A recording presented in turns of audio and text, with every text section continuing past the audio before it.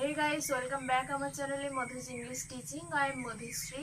আজকে আমি তোমাদের সঙ্গে যে বিষয়টি নিয়ে আলোচনা করব সেটা হলো ভার্ব বা ক্রিয়া। আমি আগের ভিডিওটা করেছিলাম সেন্টেন্স নিয়ে, সেন্টেন্স কিভাবে গঠন করব কিংবা বাড়িতে ছোট বাচ্চাদের কিভাবে সেন্টেন্স তৈরি করা শেখাবো সেটা নিয়ে। তো সেখানে একটা রুলসে ছিল যে ভার্ব ছাড়া কোনো সেন্টেন্স গঠন হয় না।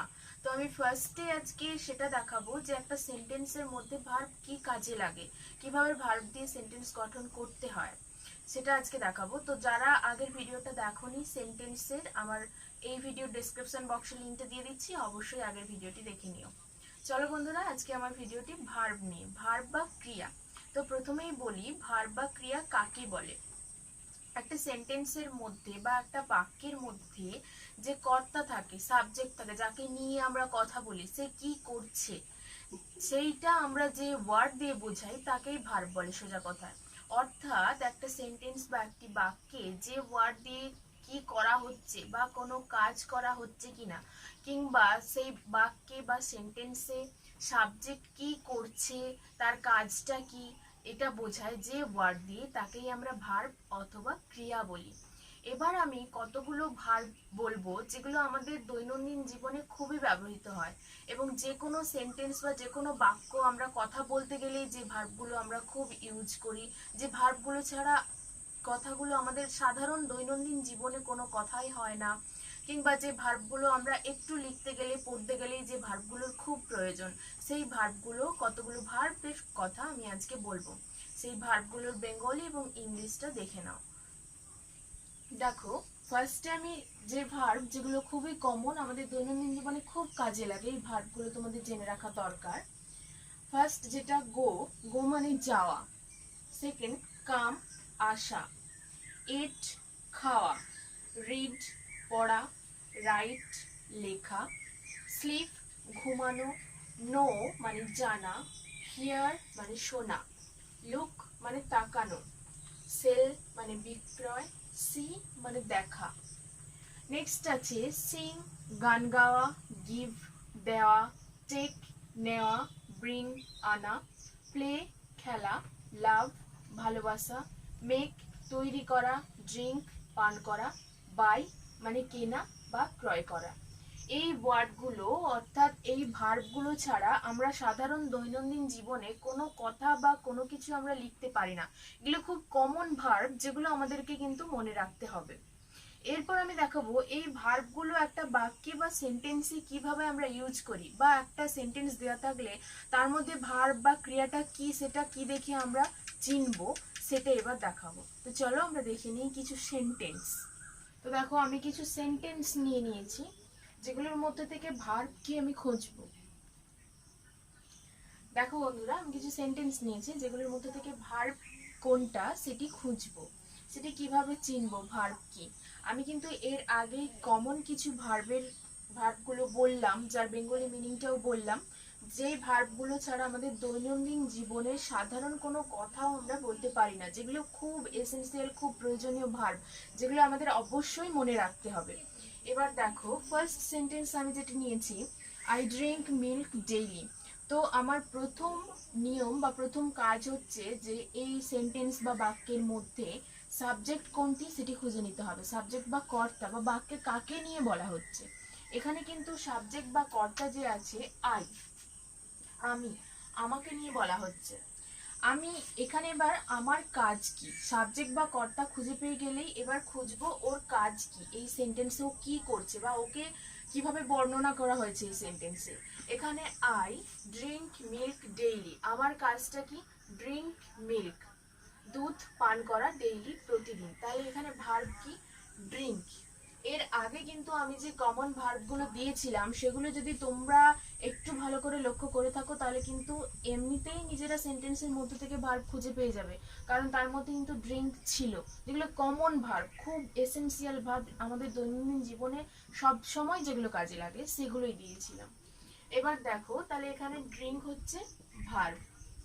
Next sentence, they play football. এখানে দেটা সাবজেক্ট, তাদেরকে নিয়ে বলছি, এটা সাবজেক্ট। দে প্লে ফুটবল, তারা এখানে কি করছে, প্লে, খেলছে, প্লেটা ভার্ব।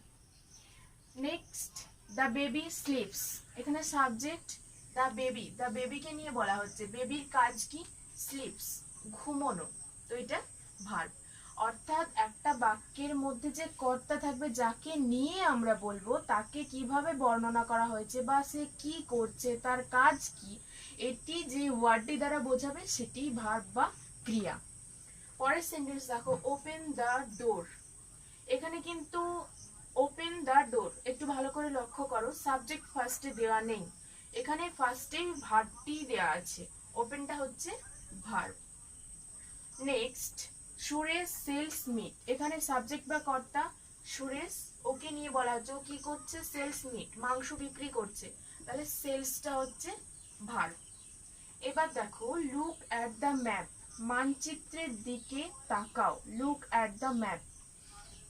এখানে লুকটা ভার্ব। কখনো কখনো কোনো সেন্টেন্স ফার্স্টে সাবজেক্ট না হয়ে কিন্তু ফার্স্টে ভার্ব দিয়েও গঠন করা যায়, এগুলো ব্যতিক্রম। Next sentence, I help him. আমি তাহাকে সাহায্য করি। এখানে আমাকে নিয়ে বলা হচ্ছে, আই সাবজেক্ট, কি করি? আমার কাজ। হেল্প এটা ভার্ব। নেক্সট আছে, হি গোজ টু স্কুল এভরিডে। এখানে গোজটা ভার্ব, এখানে তাকে নিয়ে বলা হচ্ছে, সে কি করে? গোজ টু স্কুল এভরিডে, প্রত্যেক দিন স্কুলে যায়। তো বন্ধুরা, এবার আমি একটা কথা বলছি, দেখো আমি যেখানে সাধারণ ভার্বের লিস্টটা দিয়েছিলাম, সেখানে কিন্তু আমার ড্রিঙ্ক, প্লে, এরকম ভার্বের মেইন ফর্মটা ছিল, স্বাভাবিক ফর্মটাই ছিল কি, সেখানে ধরো স্লিপ ছিল, কিন্তু এখানে দেখো লাইনে ভার্বে স্লিপের সঙ্গে এস যোগ হয়েছে। মেইন ভার্বটা কিন্তু আমার ছিল স্লিপ, কিন্তু এখানে এস যোগ হয়েছে। তো এটাই প্রশ্ন যে এখানে এস কেন যোগ করা হলো। আরো দেখো, এখানে গোটা কিন্তু ভার্ব, তো এর সঙ্গে ইএস যোগ করা হয়েছে, গোজ হয়েছে। কেন হয়েছে এগুলো? একটা লাইনের মধ্যে বা সেন্টেন্সের মধ্যে শুধু ভার্বটা আমরা কেন বসালাম না, ওখানে ওর সঙ্গে এস বা ইএস কেন যোগ করলাম? এটাই হচ্ছে প্রশ্ন। এটা হচ্ছে ভার্বের ফর্ম বা ভার্বের রূপ। এবার আমি চলে যাব ভার্বের কতগুলো রূপ আছে এবং সেই রূপগুলো কি কি, এবং সেই রূপগুলো কিভাবে আমি বসাবো সেন্টেন্সের মধ্যে, বা সেগুলো কিভাবে একটা চেঞ্জ হয়, রূপগুলো মেইন ভার্ব থেকে প্রত্যেকটা রূপ কি করে হয় সেটা দেখাবো। বন্ধুরা, এবার দেখো আমি ভার্বের ফর্ম বা রূপ কি কি সেটা বলবো। প্রথমত বলে থাকি, ভার্বের বেসিক্যালি আমরা তিনটে রূপ জেনে থাকি সবাই, প্রেজেন্ট, পাস্ট এবং পাস্ট পার্টিসিপল ফর্ম। কিন্তু ভার্বের কিন্তু মেইন ফর্ম 5টি। সেগুলো কি এবং কি করে ভার্বের ফর্ম চেঞ্জ করব সেটা দেখব। ভার্বের ফর্ম মানে ভার্বের রূপ। ভার্ব টেন্স অনুযায়ী প্রত্যেকটা রূপে পরিবর্তিত হয়, সেই অনুযায়ী ভার্বের 5টা রূপ। যেমন কি ফার্স্ট যে ভার্বের রূপ সেটাকে আমরা V1 বলে থাকি, সেকেন্ড রূপটাকে বলি V2, থার্ড রূপটাকে বলে থাকি V3, বা অনেকে আরো জেনে থাকো V2টাকে বলা হয় ভার্বের পাস্ট ফর্ম, V3 কে বলা হয় ভার্বের পাস্ট পার্টিসিপল ফর্ম মানে PP ফর্ম বা V3, এটাও বলে থাকি আমরা। এবং ভার্বের যে 4 নম্বর ফর্ম তাকে বলা হয় V4 এবং 5 নম্বর ফর্মকে বলা হয় V5, সেটা আমরা জানবো। চলো দেখে নিই। প্রথমে যেটা ভার্বের V1 যেটাকে বলি সেটা কি? V1 যেটা ভার্বের মেইন ফর্ম, অর্থাৎ ভার্বটা যেটা সেটাই মেইন ফর্ম, ভার্বের প্রেজেন্ট ফর্ম, সেটা হচ্ছে ভার্ব। সেটা কি? যেমন কিছু এক্সাম্পল, ডু করা, সিট বসা, রাইট মানে লেখা, ইউজ মানে ব্যবহার করা। এটা হচ্ছে ভার্বের প্রথম রূপ বা প্রথম ফর্ম, এটাকে বলা হয় V1। এটা সবাই জানো, যেটা ভার্ব সেটাই V1। নেক্সট যেটা V2 কি? V2টা হচ্ছে ভার্বের পাস্ট ফর্ম। পাস্ট ফর্ম অতীতে বলা হয় যেটাকে। আমি এই ভার্বগুলোকেই চেঞ্জ করে দেখিয়েছি, নাহলে বুঝতে পারবে না। দেখো V2 যেটাকে বলছি এটা হচ্ছে ভার্বের পাস্ট ফর্ম। যেমন ডুটা যদি আমি প্রেজেন্টে বলে থাকি ভার্ব, ওটাকে যদি পাস্ট ফর্ম বা V2 করতে বলে তোমায়, তাহলে কিন্তু করতে হবে ডু থেকে ডিড, প্রেজেন্ট ফর্মে। ডু মানে করা, ডিড মানে করে ছিল, টেন্সে চলে যাচ্ছে ব্যাপারটা। কিন্তু টেন্স যদি কেউ না জেনে থাকো খুব ভালো করে, তার আগে বলি, টেন্স যদি এখনো টেন্সে কেউ কাঁচা থাকো কিংবা টেন্স ফর্ম জানো না পাস্ট প্রেজেন্ট, তার জন্য বলি টেন্সটা কিন্তু জানা খুবই জরুরি। টেন্স না জানলে ইংলিশ গ্রামারের কোনো ব্যাপারই ভালো করে বুঝতে পারবে না। তো যদি তোমরা টেন্স না জেনে থাকো, আমার টেন্সের ভিডিও পুরো করা আছে, যদি দেখতে চাও অবশ্যই দেখে নিও। এই ভিডিও ডেসক্রিপশন বক্সে আমি লিঙ্কগুলো দিয়ে দিচ্ছি। টেন্সটা আগে জানতেই হবে। তো এবার দেখো, ডিড মানে করেছিল পাস্টে, এখানে সিট মানে বসা, স্যাট মানে বসে ছিল, এটা পাস্ট ফর্ম। ঠিক আছে, এবার দেখো পাস্ট ফর্ম ডিড। এবার সিট মানে বসা, তার যদি পাস্ট করি স্যাট বসে ছিল। এই ব্যাপারগুলো জানার জন্য টেন্স কিন্তু দেখতেই হবে তোমাদেরকে। এবার দেখো রাইট মানে লেখা, রোট মানে লিখেছিল, পাস্ট টেন্স পুরোটাই পাস্ট, এটা ভি2 ফর্ম। পাস্ট টেন্সে যদি কোনো ভার্ব থাকে সেটা ভার্বের সেকেন্ড ফর্ম বা ভি2 ফর্ম। ইউজ মানে ব্যবহার করা, ইউজড মানে ব্যবহার করেছিল। নেক্সট যেটা আসবো ভার্বের থার্ড ফর্ম অর্থাৎ ভি3, বা এটাকে আমরা অনেকে বলে থাকি past participle form, PP form. ঠিক আছে, অথবা ভি3। ভি3টা কি? Past participle. পাস্ট পার্টিসিপলে কি হয়? পাস্ট পার্টিসিপলে ডিড থেকে যদি চেঞ্জ করি ডান, স্যাট থেকে স্যাট। এটা কেন হলো? অনেক সময় মনে রাখবে অনেক ভার্বের ক্ষেত্রে ভার্বের সেকেন্ড ফর্ম যেটা হয় থার্ড ফর্ম সেমই থাকে, কোনো চেঞ্জ হয় না। আবার অনেক ভার্ব আছে যেগুলো ভার্বের প্রথম ফর্ম যেটা, সেকেন্ড ফর্মও সেটা, থার্ড ফর্মও সেটা, চেঞ্জ হয় না, সেগুলো ব্যতিক্রম ভার্ব। আমি সেগুলো সব দেখাবো তোমাদের। এটা হচ্ছে অনেক সময় অনেক ভার্ব বললাম, ভার্বের ভি2 যেটা থাকে ভি3ও সেটাই হয়, চেঞ্জ হয় না, স্যাট স্যাট, চেঞ্জ হবে না এখানে। নেক্সট যেটা আছে রোট, রোট থেকে হবে রিটেন। বলে দিই আর একটা কথা, পাস্ট পার্টিসিপল করার জন্য কিন্তু ভার্বের সঙ্গে প্রায়শই ইএন বা এনি এগুলো যোগ করতে হয়। ইউজ, ইউজড, ইউজড, ইউজড, এর কোনো চেঞ্জ নেই। ভি2তেও যেটা ছিল ভি3তেও সেম। নেক্সট যেটা ভার্বের ফর্ম আসবো আমি, ভার্বের ভি4 ফোর্থ ফর্ম যেটা। ফোর্থ ফর্মটা কি করে করব? এতদূর পর্যন্ত আমরা প্রায় সকলেই জানি, কিন্তু তিনটে ফর্মই বেশি ইউজ হয় আমাদের। কিন্তু ভি4টা কি? Present participle. Present participle means যেমন পাস্ট পার্টিসিপল করেছি ভার্বের থার্ড ফর্ম, ঠিক সেরকম প্রেজেন্ট পার্টিসিপল হচ্ছে ভার্বের ফোর্থ ফর্ম। প্রেজেন্ট পার্টিসিপল মানে কি? ভার্বের ফোর্থ ফর্ম করার জন্য সহজে একটা কথা তোমরা মনে রাখো, ভার্বের সঙ্গে আইএনজি যোগ করতে হয় বেশিরভাগ ক্ষেত্রে, অলমোস্ট। কিছু কিছু আছে যেগুলো ব্যতিক্রম। অলমোস্ট ভার্বের সঙ্গে আইএনজি যোগ করে ভার্বের ভি4 বা ভার্বের ফোর্থ ফর্মটি করা হয়। তাহলে এখানে দেখো main verb do, doing, ING যোগ করলাম, ভার্বের সঙ্গে জাস্ট আইএনজি যোগ করলেই ভার্বের ভি4 পেয়ে যাব, আইএনজি যোগ করলেই ভি4 পেয়ে যাব। এখানে সিট আইএনজি যোগ করেছি সিটিং, রাইট আইএনজি যোগ করেছি রাইটিং, ইউজ আইএনজি যোগ করেছি ইউজিং।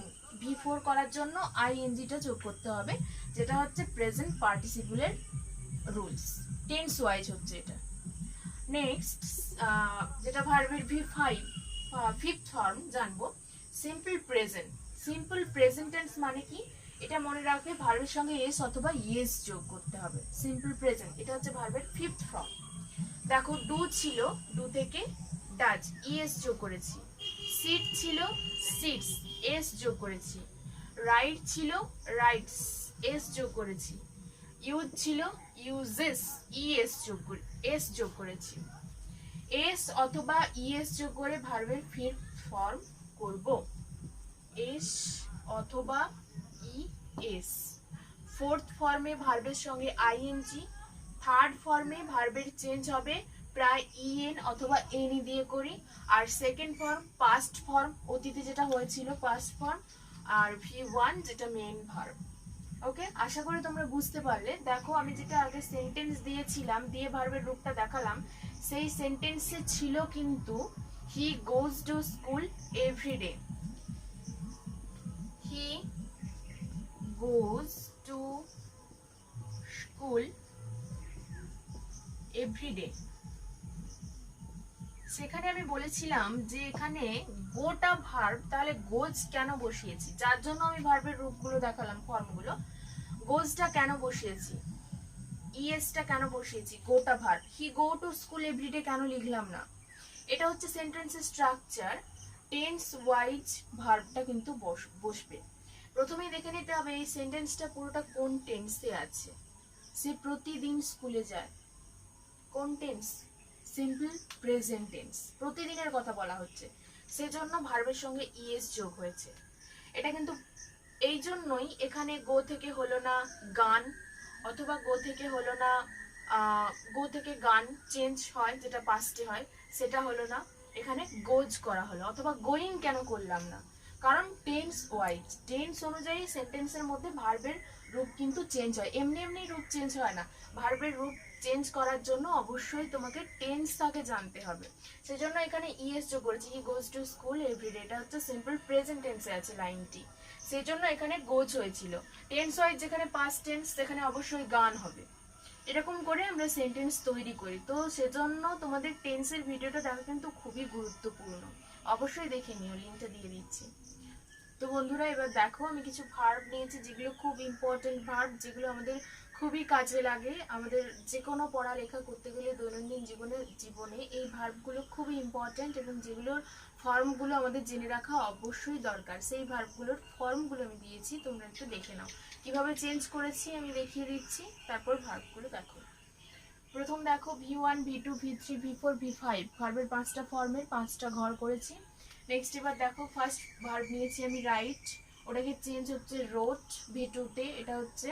তারপর V3 তে পাস্ট পার্টিসিপল হচ্ছে রিটেন, V4 এ হচ্ছে রাইটিং, আইএনজি যোগ। বলেছিলাম রুলসটা তোমাদেরকে, V4 এর ক্ষেত্রে আইএনজি যোগ করবে, আইএনজি যোগ। V5 এ ইএস অথবা এস অথবা ইএস যোগ হবে। আর V4 এর ক্ষেত্রে ভার্ব প্লাস আইএনজি, ঠিক আছে। আর V3 হচ্ছে পিপি ফর্ম বা পাস্ট পার্টিসিপল ফর্ম, আর V2 হচ্ছে পাস্ট ফর্ম। আর ভার্বের 1 যেটা V1 যেটা, এটা প্রেজেন্ট ফর্ম। এটা শর্ট একটা নিয়ম বলে দিলাম মনে রাখার জন্য। নেক্সট দেখো ওয়ার্ড আছে স্ট্যান্ড, স্টুড, স্টুড। অনেক বলেছিলাম তোমাদেরকে, আগেও বলেছি যে কিছু কিছু ভার্ব আছে যেগুলোর V2 V3 সেম হয়, একই, কোনো চেঞ্জ হয় না এদের। আবার অনেক ভার্ব আছে যার V1 2 3 তিনটেই ফর্মই একই হয়, ব্যতিক্রম এগুলো। তো স্টুড, স্টুড, স্ট্যান্ডিং আইএনজি যোগ করে, স্ট্যান্ডস এস যোগ করে। মিট, মিট, উচ্চারণটা একই কিন্তু স্পেলিংটা চেঞ্জ হয়েছে। দেখো এখানে ডবল ই টি ছিল, এখানে শুধু অনলি একটা ই টি, এখানেও একটা ই টি। তারপর সেম মিটিং, মিটস। আর একটা কথা খেয়াল রাখবে, যেমন আমরা V1 দেখে V2 করছি, V2 দেখে V3 করছি, কিন্তু এটা কিন্তু নিয়ম নয়। নিয়ম আমাদের মেইন ভার্বটা দেখে V1 করব, মেইন ভার্ব দেখে আবার V2 করব, মেইন ভার্ব দেখে আবার V3 করব, মেইন ভার্ব দেখে V4, মেইন দেখে V5, এরকম করে চেঞ্জ করতে হবে। নেক্সট সে থেকে shed, shed V2 3 same, V4 এ আছে saying, Sage, V5 A S যোগ করেছি। গো থেকে ওয়েন্ট, গান, গোয়িং, গোজ, ইএস যোগ করেছি। মেক থেকে মেড, মেড, মেকিং, মেক্স। দেখো সব রুলস ওয়াইজ পড়ে যাচ্ছে কিন্তু। টেক থেকে took, taken, taking, takes. Know থেকে knew, known, knowing, knows. Want থেকে ওয়ান্টেড, ইডি যোগ হয়েছে। অনেক সময় ভার্বের পাস্ট ফর্ম করতে গেলে কিন্তু ইডি হয়, ইডি। V3 তেও ইডি, ওয়ান্টেড, তারপর ওয়ান্টিং, তারপর ওয়ান্টস। তারপর tell, told, told, telling, tells. Call, called, called, calling, calls. Work, worked, worked, working, works. এই রুলস ওয়াইজ কিন্তু প্রত্যেকটা চেঞ্জ করেছি, সেজন্য সবগুলো ভেঙে বললাম না। এগুলো এসেনশিয়াল ভার্ব, যেগুলো অবশ্যই জানতে হবে, সেজন্য এর চেঞ্জটা দেখিয়ে দিলাম। অবশ্যই তোমরা এগুলো পড়ে নিও। আরো কিছু ভার্ব আছে, দেখে নাও। ট্রাই মানে চেষ্টা করা, ট্রাইড ফার্স্ট ফর্ম ইডি যোগ করে হয়, পিপি, ট্রাইড। আর ফোর্থ ফর্ম হচ্ছে ট্রাইং, আইএনজি, এবং ফিফথ ফর্ম ট্রাইড। আরো একবার বলছি, তোমাদের এগুলো খুব ভালো করে জানার জন্য পাস্ট ফর্ম কি হয়, পাস্ট পার্টিসিপল কি হয়, তার জন্য কিন্তু টেন্সটা অবশ্যই জানা দরকার। ফিল, অনুভব করা, felt, felt, feeling, feels. Put, রাখা, পুট, পুট, পুট। বলেছিলাম আমি আগে, ব্যতিক্রম কিছু ওয়ার্ড আছে যেগুলো V1 V2 V3 তিনটেই একই হয়। যেমন দেখো একটা তোমরা পেয়ে গেলে পুট, এর কিন্তু তিনটি ফর্মই একই। দেখো তারপর পুটিং, আইএনজি যোগ, পুটস। তারপর keep, kept, kept, keeping, keeps. Help, helped, helped, helping, helps. Start, শুরু করা, স্টার্টেড, স্টার্টেড, স্টার্টিং, স্টার্টস। তারপর শো মানে দেখা, শোড, শোন, শোয়িং, শোজ। তারপর মুভ মানে নড়া, মুভড, মুভড, মুভিং, মুভস। তারপর ব্রিং মানে আনা, বট, বট, ব্রিঙ্গিং, ব্রিংস। তারপর হ্যাপেন মানে ঘটা, হ্যাপেন্ড, হ্যাপেন্ড, হ্যাপেনিং, হ্যাপেন্স। তারপর লেট, লেট, লেট, আরো একটা ওয়ার্ড পেলাম যার তিনটে ফর্ম একই, লেট। এগুলো ব্যতিক্রম ওয়ার্ড, তোমরা যেগুলো এই ভার্বগুলো তোমরা যদি মনে রেখে দাও তাহলে এগুলো সবসময় পারবে, এগুলো ব্যতিক্রম, এর কোনো চেঞ্জ হয় না। Let, let, let, letting, lets. Hear মানে শোনা, হিয়ার্ড, হিয়ার্ড, হিয়ারিং, হিয়ার্স। তারপর আছে ask, asked, asked, asking, ask. Ask মানে জিজ্ঞাসা করা। এবার বলি আমি অনেকগুলো ইম্পর্টেন্ট ওয়ার্ডের ভার্ব ফর্মগুলো দিয়ে দিলাম। এগুলো খুবই ইম্পর্টেন্ট, মোস্ট ইম্পর্টেন্ট ওয়ার্ড, যেগুলো প্রায় কাজে লাগে, একদম এসেনশিয়াল, সেগুলোই আমি দিয়ে দিলাম। এগুলো মনে রেখো, কাজে লাগবে তোমাদের। আর যদি তোমাদের ভিডিওটি ভালো লেগে থাকে তাহলে অবশ্যই কিন্তু লাইক এবং সাবস্ক্রাইব করে বেল বাটনটি প্রেস করতে ভুলো না। এর পরের ভিডিওতে যদি আর কারো কোনো ভার্ব ফর্ম দরকার হয়, এক্সট্রা কোনো ভার্ব, তাহলে অবশ্যই কমেন্ট বক্সে কমেন্ট করে জানিয়ে আমি দিয়ে দিচ্ছি।